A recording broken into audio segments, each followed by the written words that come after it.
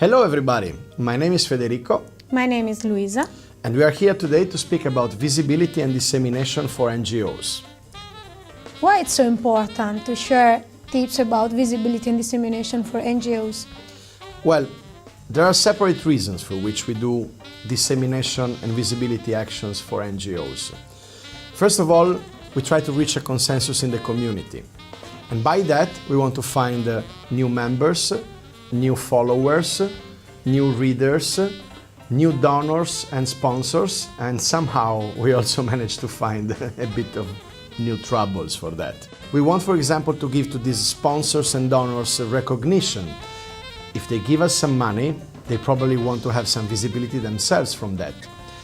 And to complete, we want to make it possible for people that couldn't attend your events or whatever you have done in your project to see what you actually have done during your actions. But how do we build a good strategy for visibility and dissemination in our NGO? Well, that requires a little bit more time, so better that we take some more comfortable position. Let's go.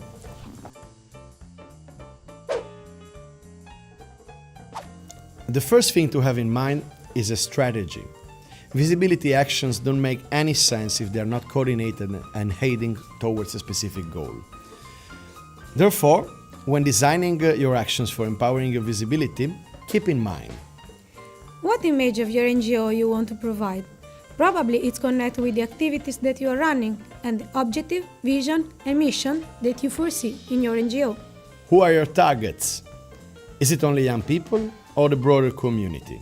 What ages? How can you make your image and contents engaging and easy to catch and remember? How can you tackle curiosity? What are you aiming to? You want just to raise awareness, or are you willing to find new volunteers, or maybe sponsors and donors? The website is the container of all information of your NGO in the web.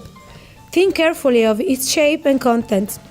While buying a website domain, go for a name which is easy to remember, easy to be found on the search engine, easy to add to any graphic, even the smallest one, like the surface of a pen or a flash drive, for example. Website has to be visually clear, attractive, and should represent graphically the thematic of the organization and the target of the readers. The site menu has to include at least the following buttons: who we are, aim, news, media galleries, and social media icons that, of course, has to be linked to the social profile. So do not forget to create your social profile in the most used social media by your target group. Think about also a mobile version of your website. Don't make it too heavy for the ones that are accessing with a slow internet connection. And do not forget to mention sponsors and donors if you have some. Important to remember is that the average time people spend on website is not more than 3 minutes. If they don't find what they are looking for, they leave.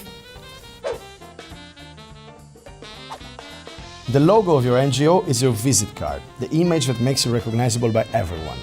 When designing a logo, keep in mind that it should be unique, easy to recognize and catchy. You don't want to get confused with other organizations or companies. Simple. Complicated logos don't make any impact and look messy. Moreover, lots of details will give your graphic designers, if you are lucky enough to have some under your NGO, a very hard time to adapt it for different occasions without losing details. Nike is a good example for that. Versatile. It has to be usable in different formats, dimensions, colors, and with different backgrounds, as you might need to upload it or print it in a variety of different places. Long-lasting. Now, a logo can be updated, of course, but if you need to change it every few months, then something is not working about it. As we told, the main idea is to be recognizable, and that's obviously impossible if you change your face so often. Internet is not the only place where you can advertise your organization. People still look around while walking, especially in places where internet is not available. Moreover, some target groups still do not use internet at all.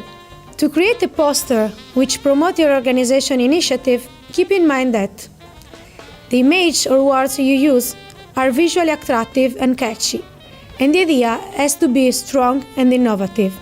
You give the right space for all the elements you want to put in the poster: name, logo, dates, contact infos, and so on. The file of the poster has to be in a size and format that can assure a good print quality. Once the poster is printed, do not forget to place everywhere it's relevant for the target group you are trying to reach. Example, you can put them on the bus station, on the schools, youth clubs, libraries, and so on. Public events can be a huge boost for the visibility of your organization. Whatever you do, making it public and real can show who you really are and that you really exist. While most of the other actions happen rather in the virtual world or through delivery of objects, gadgets, or printed materials. Important things to keep in mind: location. It must be chosen wisely depending on what kind of event you are proposing, as well as in the places which are accessible and frequented by more people to enhance visibility. The timing. Placing an event at a timing which is not accessible, for example, school time for youngsters or working days for adults, will cause it to have less attendance, hence less visibility. Remember also, some people you might want to involve, media or public institutions, might also have some difficulties depending on the day in which you implement the event. The type of event. Find whatever makes sense for your organization and project and is attractive for the target you are aiming to involve. It can be a sport tournament, a film projection, a flash mob, or a conference. Just be sure that your prospective attendants will be interested in it. Remember to advertise it properly. Use all the visibility tools we talked about to advertise your event and try to boost it with participation of interesting personalities. Moreover, attending or participating in other events, both from NGOs or different entities, can be a relevant way to give you visibility. Nowadays, even my mother has a social media account, and the power of the social media is enormously strong, especially if you are working with young people.